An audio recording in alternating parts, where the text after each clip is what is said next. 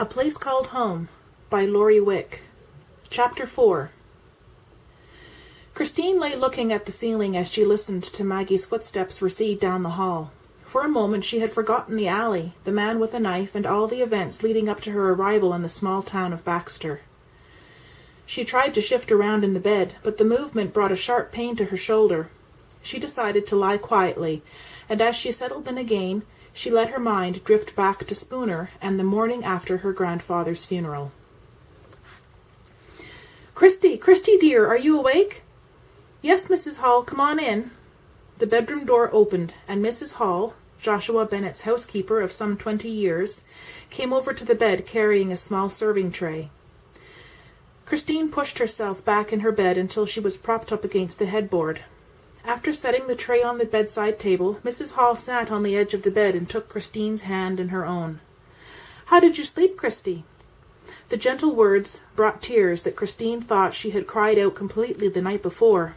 In an instant the women were both crying and in each other's arms. They clung tightly to each other in an attempt to soothe the hurt they were feeling and to fill the void hanging over them with the knowledge that Joshua Bennet was gone. They separated after some minutes, each making an attempt to compose herself. Mrs. Hall's smile was a bit shaky as she gestured to the tray. "I brought you some coffee and muffins." Christine was not hungry, but as she looked at Mrs. Hall, this precious woman who cared for her and the closest person she had had to a mother since she was 6 years old, she knew she couldn't hurt her. "Thank you, Mrs. Hall." Christine tried a smile that was even more wobbly than Mrs. Hall's. Mrs. Hall squeezed Christine's hand and shut the door as she left the room, and Christine to her own thoughts. Christine reached for the coffee and tried not to let her thoughts wander. She noticed that the rain had ended. It looked like a good day for a ride on Raven, her mare. She would need to sneak down the stairs and go out by the way of the kitchen so her grandfather wouldn't catch her in the boy's pants she wore when she rode astride. Christine felt tears sting her eyes as she realized where her thoughts were headed. Her grandfather was gone. She decided against riding. Knowing that if she stayed in bed she would continue to cry, Christine jumped up and began to dress. Her grandfather would not have wanted her depressed. She pushed her sad thoughts aside and was dressed and brushing her hair when another knock sounded at the door. Opening the door revealed Mrs. Hall again. "Christy, Carl Maxwell was here, and he—" "Oh, Mrs. Hall, please tell him I'll be right down," Christine interrupted as she turned back to the mirror to finish her hair. Mrs. Hall followed her into the room. "Christy, he didn't stay." Christine stopped brushing and turned to look at Mrs. Hall. "I'm sorry, dear, but he simply asked me to give you this letter and said he had to be going." Christine looked down at Mrs. Hall's extended hand. She had not even noticed the letter. Christine took the letter, even as she wondered why Carl had not stayed for coffee, as was his usual practice. She dismissed the idea when she realized he was being polite in her time of grief. The truth of the matter was, she would have liked to talk with him. So caught up was she in her own thoughts that she did not hear Mrs. Hall pick up the tray and leave as quietly as she had before. Christine settled herself in a large, comfortable chair by the window and stared at the envelope.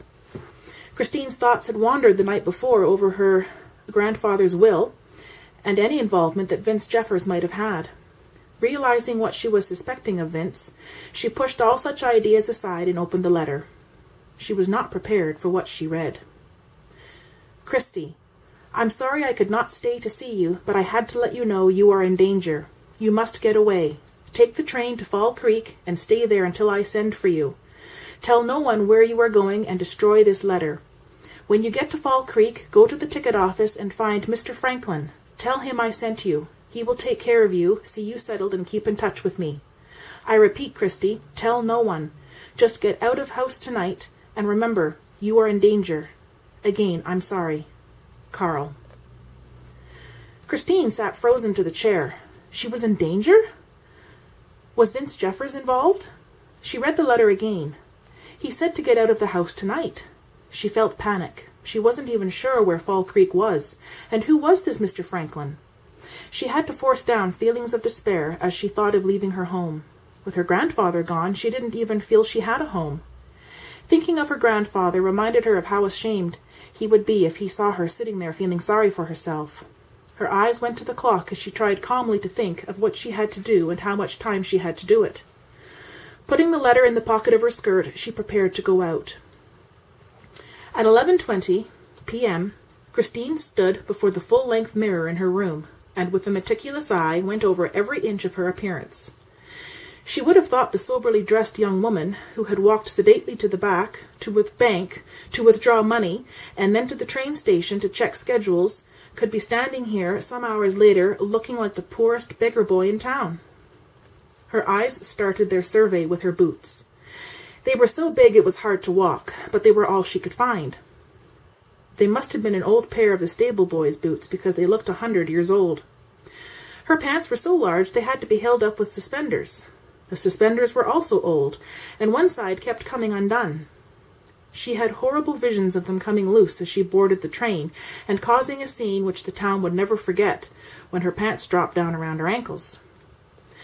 Her eyes travelled up to her shirt. The two small camisoles she had struggled into helped disguise most of her curves. The old jacket out of her grandfather's closet would finish the job. She blinked rapidly as tears came unbidden with thoughts of her grandfather. She had no time for tears. Gathering the mass of red-brown curls that fell down her back, she held them atop her head. She jammed the floppy hat hard. The hair made the hat too tight, but at least it would stay in place. Eyes back on the mirror, she reached for the small container of dirt she had dug from the garden. Her white face shone like a beacon under the dark brim of her hat. She powdered the dirt all over her face and down her neck. She also did the backs of her hands. Resisting the impulse to wash it off, Christine knew she would be safer travelling this way. She simply had no choice. The clock now said 11:45 p.m. It was time to go, or she would miss her train leaving for Eau Claire at 12:45 a.m. She picked up her small bag, one of her grandfather's old cases with very little inside, blew out the light, and headed for the door. Christine sat in the shadows of the train station waiting for the train to come. She had her ticket and was trying desperately to stop trembling. She had gotten out of the house without a hitch, and the walk to the train station had been no problem. She had been very careful to stay away from the saloons.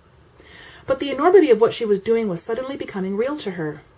Hearing the train whistle, Christine's thoughts raced with all she was leaving behind. She hadn't even been able to say goodbye to Mrs. Hall. She blinked rapidly as tears threatened, but was under control before leaving her place in the shadows to board the train. No one paid any attention to her as she found her seat and sat staring out into the night. Glad for the cover of darkness as the train pulled out, the tears began to stream down her face. As the dim lights of the train station faded, she wondered if she would ever come home again.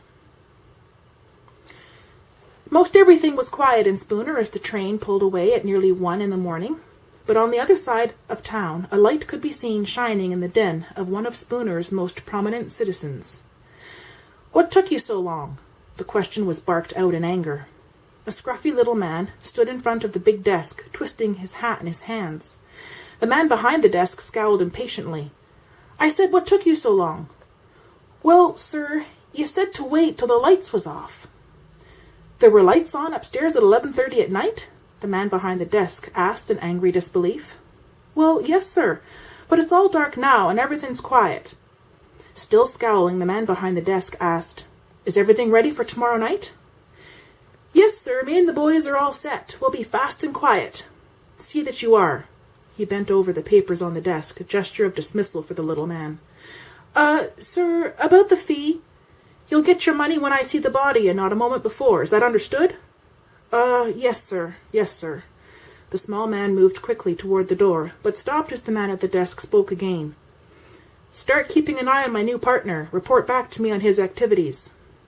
The man at the door nodded and moved on, only too happy to escape this big house and the man inside.